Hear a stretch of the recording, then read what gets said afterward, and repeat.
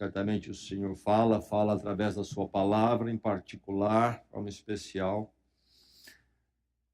Nós precisamos de Deus em toda e qualquer situação, precisamos buscá-lo, precisamos nos aproximar dele. E essa experiência nossa, essa necessidade nossa, não é novidade, era do povo de Israel no Velho Testamento, séculos antes de Cristo. O livro de Salmos é sobre isto, o povo de Deus se aproximando do Senhor a partir das suas situações, necessidades. Então, aproximando-se de Deus é um tema que reflete bem o que vai no livro de Salmos. Vamos pensar um pouco mais no livro de Salmos nesta noite. Hoje vamos focar no Salmo 49. Salmo 49. Mas pensando no grande livro de Salmos, com todos os seus salmos, um salmo que reflete o livro de Salmos bem, é o menor dos salmos, o Salmo 117. Diz assim: louvem o Senhor todas as nações, exaltem-no todos os povos, porque imenso é o seu amor leal por nós, e a fidelidade do Senhor dura para sempre. Aleluia. Este é o Salmo. Nos aproximarmos de Deus e chegamos ao ponto de entendermos que a Ele é devida toda adoração e que na adoração dele é que encontramos realmente vida e perspectiva para a nossa alma. O Deus eterno. Vamos dizer juntos este Salmo? Louvem o Senhor todas as nações, exaltem-no todos os povos, porque imenso é o seu amor leal por nós, e a fidelidade do Senhor dura para sempre. Aleluia. Salmo 49. A palavra de Deus fala a você nesta noite. Abra o seu coração para a palavra. Diz assim o Salmo: ouçam isto vocês, todos os povos, escutem todos os que vivem neste mundo, gente do povo, homens importantes, ricos e pobres igualmente. A minha boca falará com sabedoria, a meditação do meu coração trará entendimento. Inclinarei os meus ouvidos a um provérbio, com harpa exporei o meu enigma. Porque deverei temer quando vierem dias maus, quando inimigos traiçoeiros me cercarem, aqueles que confiam em seus bens e se gabam de suas muitas riquezas. Homem algum pode redimir seu irmão, ou pagar a Deus o preço de sua vida, pois o resgate de uma vida não tem preço, não há pagamento que o livre, para que viva para sempre e não sofra decomposição. Pois todos podem ver que os sábios morrem, como perecem o tolo e o insensato, e para outros deixam os seus bens. Seus túmulos serão suas moradas para sempre, suas habitações de geração em geração, ainda que tenham dado seus nomes a terras. O homem, mesmo que muito importante, não vive para sempre, é como os animais que perecem. Este é o destino dos que confiam em si mesmos e dos seus seguidores que aprovam o que eles dizem. Como ovelhas, estão destinados à sepultura e a morte lhes servirá de pastor. Pela manhã, os justos triunfarão sobre eles, a aparência deles se desfará na sepultura, longe das suas gloriosas mansões. Mas Deus redimirá a minha vida da sepultura e me levará para si. Não se aborreça quando alguém se enriquece e aumenta o luxo de sua casa, pois nada levará consigo quando morrer, não descerá com ele o seu esplendor. Embora em vida ele se parabenize, todos o elogiam, pois você está prosperando. Ele se juntará aos seus antepassados, que nunca mais verão a luz. O homem, mesmo que muito importante, não tem entendimento, é como os animais que perecem. Verso 15, mais uma vez. Mas Deus redimirá a minha vida da sepultura e me levará para si.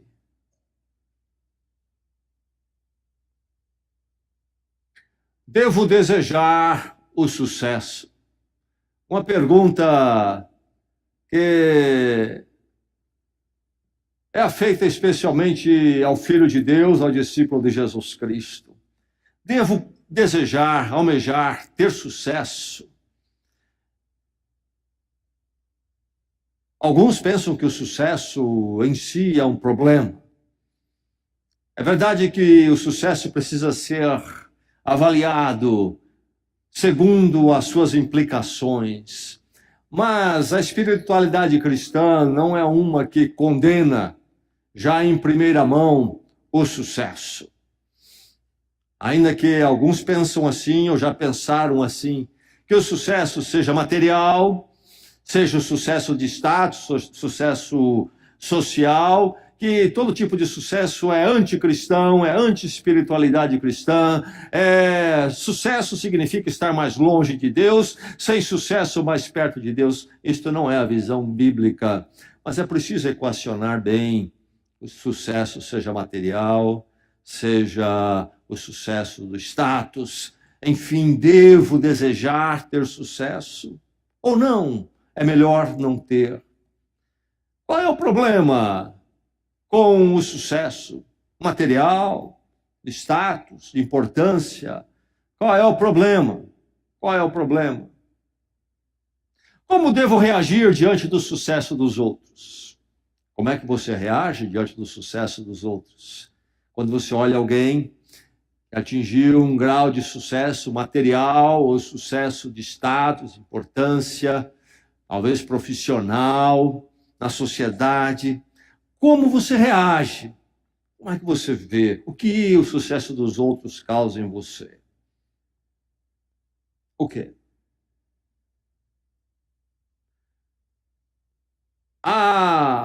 Aquele que, do ponto de vista ou da colocação dele de sucesso, poder, recursos, se torna explorador, injusto, opressor. Qual é o futuro desse camarada que assim age, prevalecendo-se por causa da condição elevada que conseguiu? Aquele que tem a condição elevada e oprime, age com justiça, explora. Qual é o futuro dele? Como devo dimensionar o sucesso? Como é que eu posso olhar para o sucesso e dizer é bom ou é ruim? Esse é um sucesso recomendável, este não é. O sucesso é problemático. Ou não, o sucesso não é problemático em forma nenhuma. Como devo dimensionar? Como é que você dimensiona? Como é que você avalia o sucesso? É sobre essas questões que o salmista escreve. Este salmo, que dentro das categorias que se dividem os salmos, conforme os entendidos, intérpretes, é um salmo de sabedoria, um salmo de instrução, um salmo que nos ensina a viver e a lidar com a realidade da vida. E aqui nós temos este salmo falando sobre a pequenez do sucesso. Esta é a verdade deste salmo.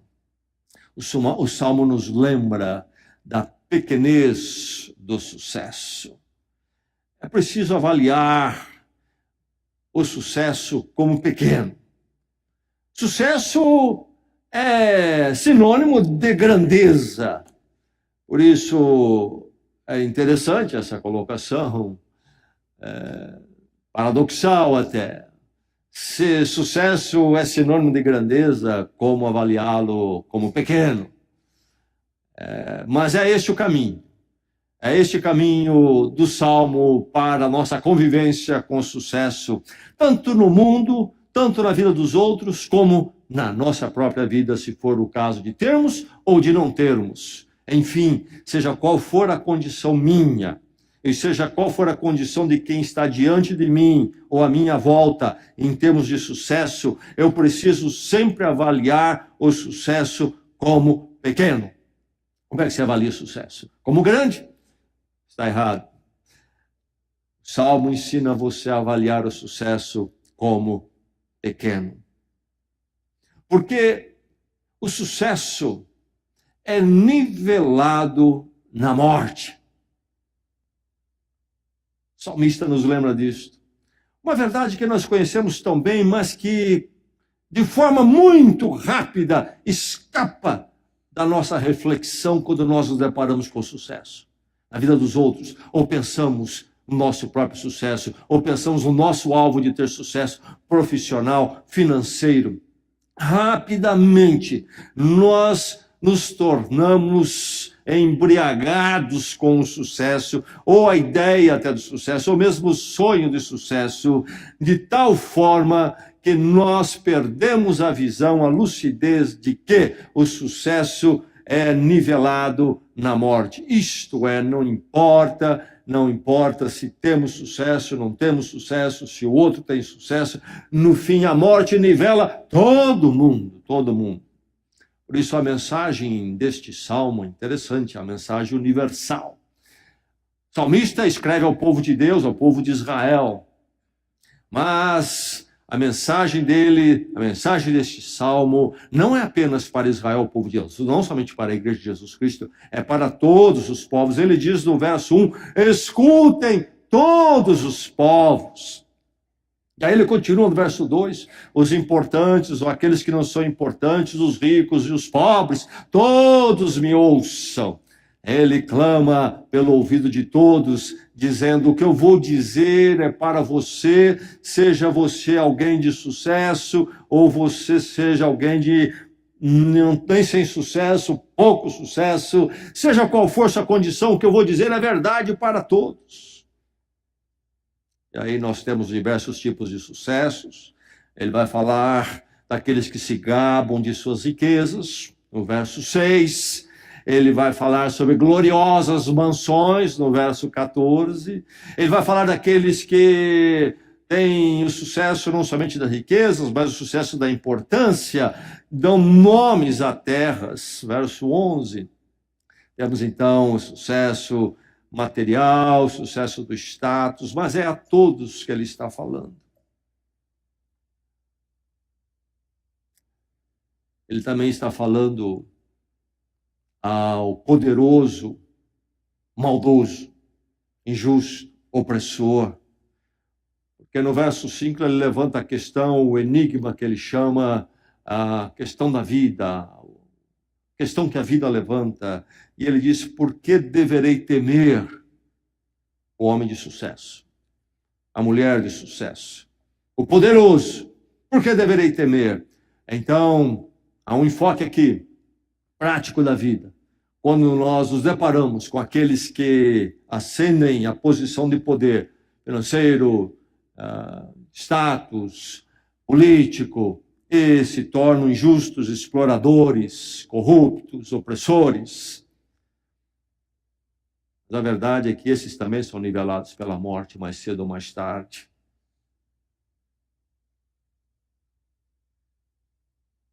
O grande equívoco que temos que tomar cuidado é o equívoco do verso 5. O verso 13. Aqueles que confiam em si mesmos. Aí está a grande armadilha do sucesso, seja ele qual tipo for. Não precisamos muito, ter muito, ascender a muito, para começarmos a pensar demais sobre nós mesmos. Nós começamos a confiar em nós mesmos. Esse é o grande problema do coração humano. Isto está ligado à raiz de todo o pecado, de todo o rompimento com Deus, desde o jardim do Éden, quando o ser humano, ao invés de querer confiar em Deus, preferiu confiar em si mesmo. E nós fazemos isto, normalmente nossos corações se entregues a si mesmos, a nós mesmos, e rapidamente isso cresce de uma forma tremenda se galgamos algum degrau. Mas a verdade é que todo sucesso, inclusive o injusto e poderoso, aquele que confia em si mesmo, no fim a morte nivela tudo, tudo, tudo. O fim é igualitário, nos lemos o Salmo. Ninguém escapa. Todos podem ver que os sábios morrem, como perece o tolo e insensato, diz o verso 10. E deixam seus bens para os outros, conclui o verso. E deixam seus bens para os outros. Às vezes pensam que podem controlar até depois da morte. Conheci um homem que tinha atingido grande sucesso material. E eu vi, fim da vida, a sua agonia de querer controlar a sua riqueza depois que ele se fosse. O que iam fazer com ela? Como iam fazer? Existe uma sabedoria, claro, de deixar as coisas organizadas, não deixar problema para os outros, depois que nós nos formos, não é mesmo? Mas não era essa a preocupação. Ele ia além disto. Sempre poderoso, sempre em controle. E queria continuar controlando depois da morte. Morre o sábio, morre o tolo igualmente, e fica para os outros. Sabe o que vão fazer depois que você se for, com aquilo que você tem? Vão fazer aquilo que eles querem fazer. Meu sogro atuou como advogado muitos anos, depois ele deixou a prática, uma advogada de família lá nos Estados Unidos. Ele me disse uma vez, Jessé, uma fortuna em geral fica numa família ao máximo 3 gerações. 3 gerações. A segunda dá uma continuidade, desfruta um pouco mais do que quem deu início à fortuna, e a terceira dizima tudo. Enfim, vão fazer o que querem, ninguém controla nada. A morte nivela, nivela mesmo. Pensamos que não, mas a morte nivela a todos. Pensamos que temos o controle.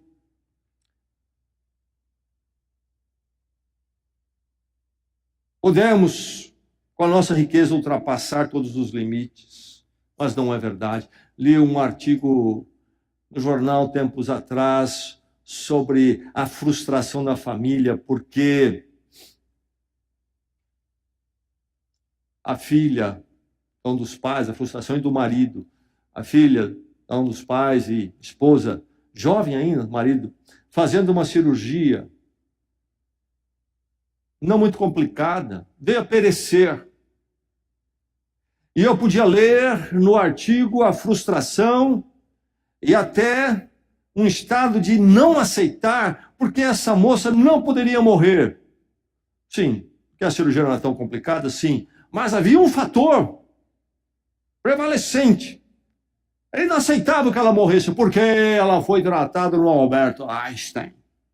Lá não pode morrer. Quem tem dinheiro para ir para lá não morre.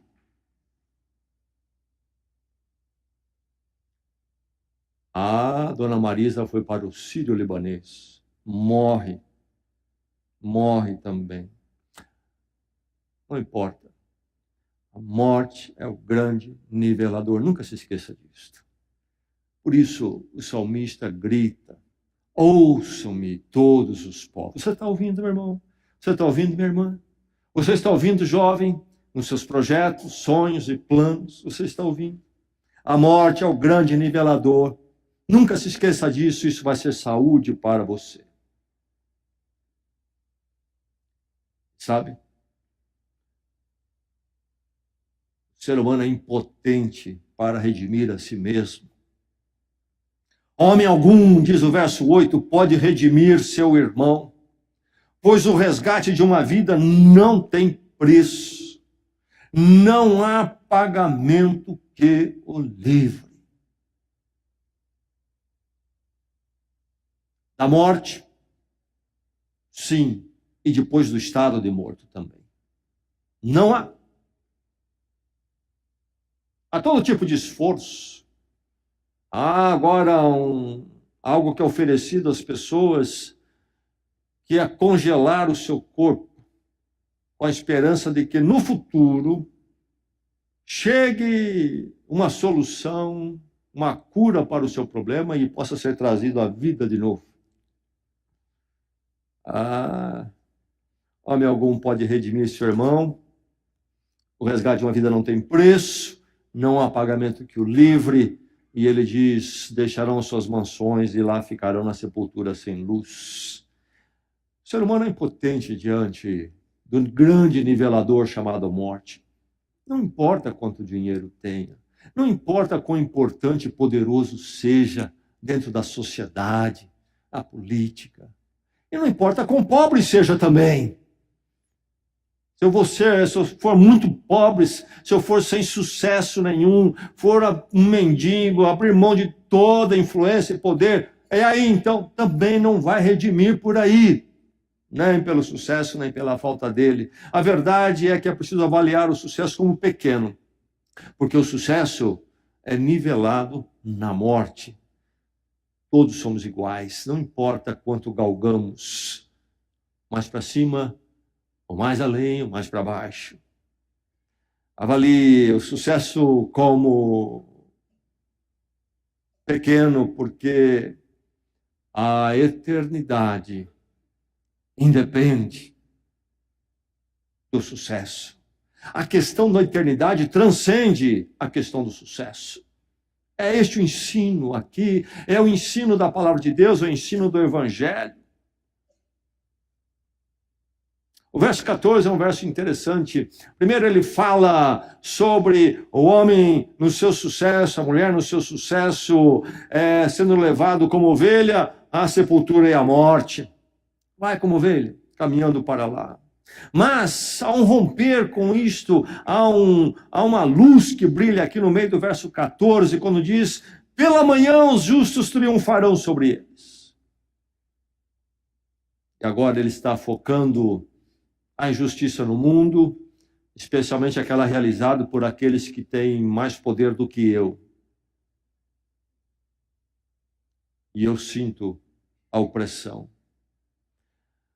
Esta manhã aqui, aquilo que nós chamamos de manhã escatológica. Escatologia tem a ver com as últimas coisas, isto é, a proposta e o propósito de Deus ao encaminhar a história humana. Esta manhã é esta manhã diferente, esta manhã única. Domingo ainda, eu creio que o Bruno cantou uma música que falava sobre esta manhã. Esta manhã, quando um sol vai brilhar que não é igual a este sol que nós temos. Este sol nosso nos dizem até que tem um limite de vida. Mas aquela manhã, o sol que vai nascer é o sol que há de brilhar por toda a eternidade. E naquele dia, é o dia do Senhor, naquela manhã, toda a justiça será feita. E aqueles justos em Cristo, justificados em Cristo Jesus, caminharão para a glória eterna. E aqueles que confiaram em si mesmos, não precisaram de Deus e da graça dele na cruz, em Cristo, caminharão para a condenação eterna. Meu irmão, minha irmã, toda a injustiça do mundo não vai ficar como está. Nosso país, por exemplo, nesses dias, temos a justiça agonizando, pelo menos em alguns níveis, para tentar aplicar alguma justiça na exposição de tanta corrupção, mas é tanto que a gente fica olhando e pensando, a justiça e a polícia não vai aguentar uma hora dessa. É demais para a estrutura dar conta de tudo isto. E vai dar conta em parte. Muitos vão escapar ilesos. Na história da humanidade, nós temos história de pessoas terríveis que tiveram um fim terrível. Pensamos, por exemplo, um homem como história de pessoas terríveis, acabou em suicídio. Será que está tudo quites? Eu creio que não. Eu creio que nem mesmo suicídio, ou mesmo que ele fosse levado, fosse condenado à morte, executado, não compensaria o mal que ele fez a milhões. Stalin, a mesma coisa. Mao Tse Tung, a mesma coisa. Quantos? Como é que nós vamos fazer justiça? Há justiça na história do mundo? Há uma manhã. Há uma manhã. Há o dia do Senhor na expressão dos profetas. Meu irmão, minha irmã, naquele dia, pela graça de Deus, você seja achado, não com sucesso, nem sem sucesso, essa não é a questão, que você seja achado como justo, lavado pelo sangue de Jesus Cristo. É isto que conta. Porque a eternidade independe de sucesso. O plano da eternidade transcende ao sucesso. Mas como ser achado justo diante de Deus e receber o calor daquela manhã, daquele sol maravilhoso que vai brilhar? O verso 15, verso precioso. Ele já falou que aqueles que confiam em si mesmos estão perdidos. Ele já disse no verso 8 que homem algum pode redimir seu irmão e o resgate de uma vida não tem preço. Ele disse que não há pagamento, não há dinheiro, não há sucesso, não há poder que o livre. Então, qual é a esperança? O verso 15. Deus redimirá minha vida da sepultura e me levará para si. Aqueles que não confiam em si mesmos, mas confiam na graça de Deus. Aqueles que não confiam no seu poder, no seu sucesso. Não se embriagam com o seu poder e sucesso, mas entendem que o seu sucesso é pequeno, que o sucesso humano, por maior que seja, é sempre pequeno diante do grande nivelador morte. Aqueles que então entendem isso não confiam em seu sucesso, por isso consideram seu sucesso sempre pequeno, mas confiam em Deus, na sua graça, na redenção, no redimir de Deus. Esses são aqueles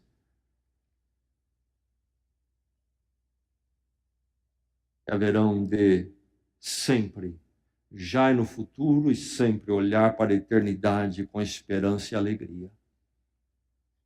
Mesmo diante do grande nivelador, minha esperança não vai embora, e por mais difícil que seja meu encontro com o grande nivelador, eu ainda aguardo com certeza a alegria que vai brotar, porque Deus redimirá a minha vida, me levará para si.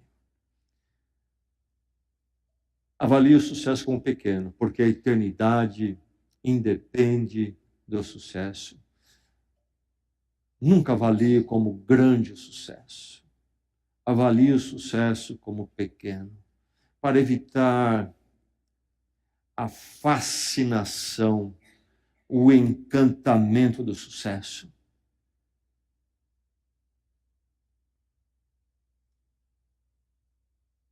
Alguns de nós, vendo o sucesso à nossa volta, e se nós não temos igual, nós ficamos incomodados. Alguns ficam incomodados porque são alvos da injustiça daqueles que têm poder, seja material, seja de status, seja poder político, influência, e fazem o mal para eles. Então, eles se sentem incomodados com a injustiça de quem tem sucesso à sua volta. Mas sabe, nós somos, eu creio, igualmente incomodados com o sucesso à nossa volta, não porque estamos sendo injustiçados por ele, mas porque nós somos fascinados pelo sucesso. E o sucesso dos outros é um incômodo para nós.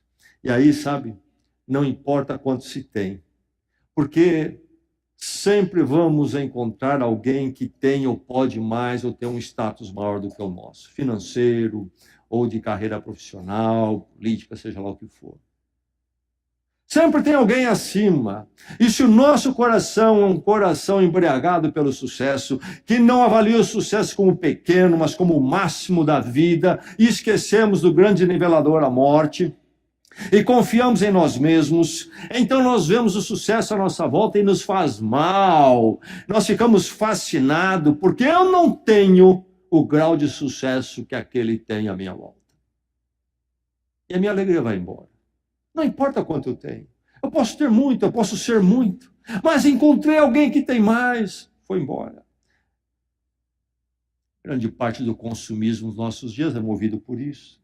E as pessoas começam a gravitar em alguma roda, e naquela roda algo é tido como o referencial de sucesso e daquele que é o melhor.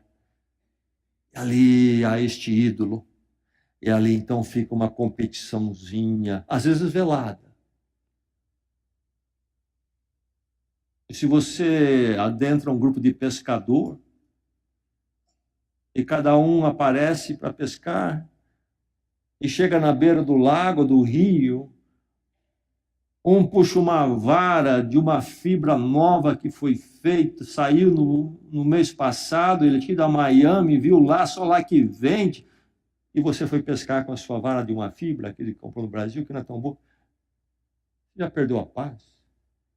Enquanto eu não comprar uma igual, essa vara igual, já foi embora a minha alegria.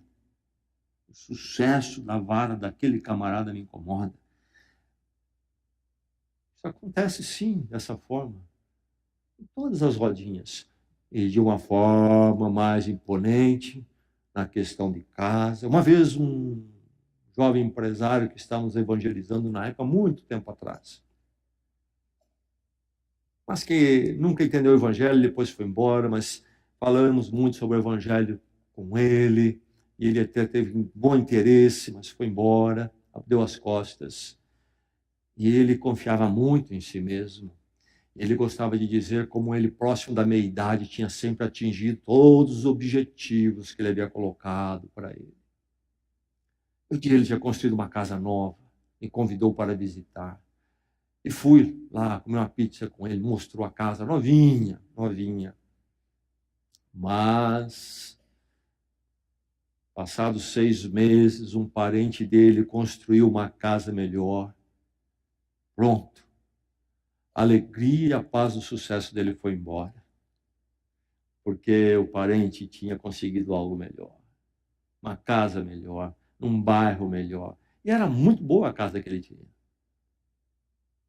E ele não sossegou enquanto não conseguiu uma casa onde o seu parente tinha feito a casa. Facinho.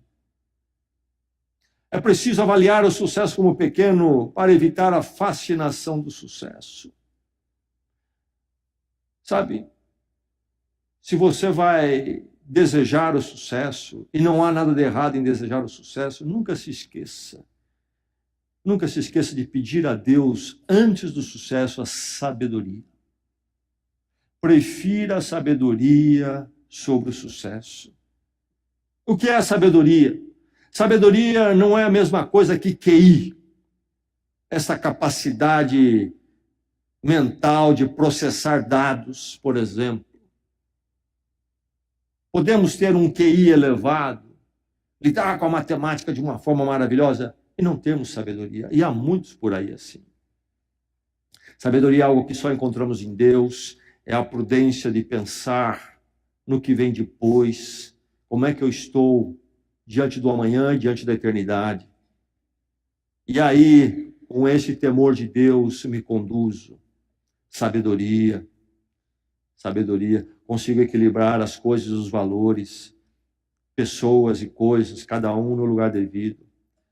É preciso pensar na sabedoria, prefira a sabedoria antes do sucesso. E peça a Deus que nunca a sua vida chegue sucesso antes da sabedoria. E que o sucesso, peça a Deus que o sucesso jamais a sua vida suba acima da sabedoria. O temor de Deus. O homem, diz o verso 20, terminando o salmo, o homem, mesmo que muito importante, não tem entendimento, é como os animais que perecem. Que coisa. Importantíssimos, mas sem a sabedoria. E confiam em si mesmos no que têm, acham que podem redimir suas vidas da morte.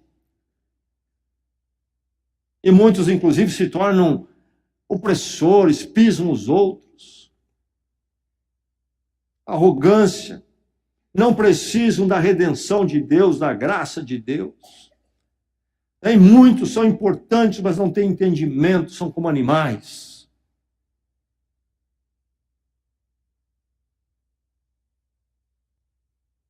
Sabedoria. Grande segredo. Avalie o sucesso como pequeno e a sabedoria como grande. O temor do Senhor é o princípio da sabedoria.